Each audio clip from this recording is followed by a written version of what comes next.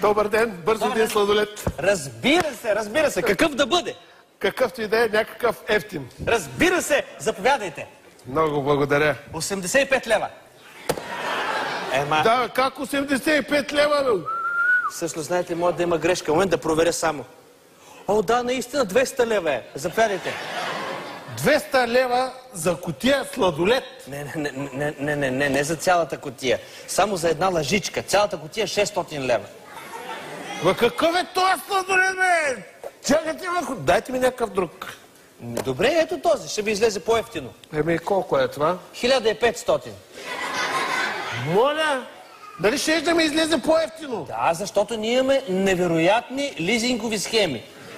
Ще го вземете на изплащане, няма и да го усетите за 2 години. Ама какви са тия глупости, бе? Изобщо някой купува ли тия сладолет? Затова не се притеснявайте. Дайте там някакъв нормален, че умирам от жега. Някакъв по-ефтин.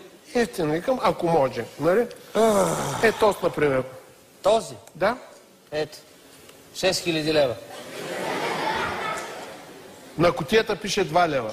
Да, на кутията пише, защото кутията струва 2 лева.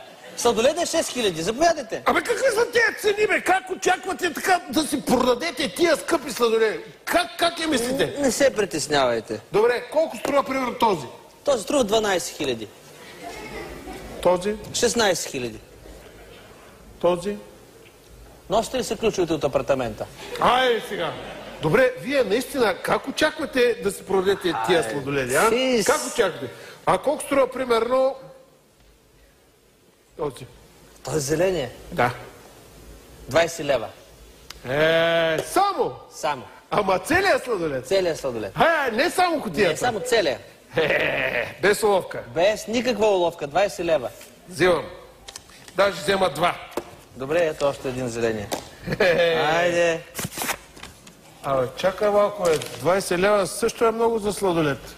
Да. Ето така успявам да си ги продавам сладоледите. Айде.